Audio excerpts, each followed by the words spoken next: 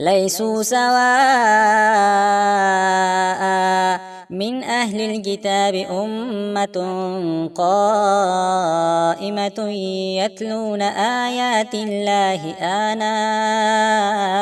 الليل وهم يسجدون يؤمنون بالله واليوم الآخر ويأمرون بالمعروف وينهون عن المنكر ويسارعون في الخيرات وأولئك من الصالحين وما يفعلوا من خير فلن يكفروه والله عليم بالمتقين إن الذين كفروا لن تغني عنهم أموالهم ولا أولادهم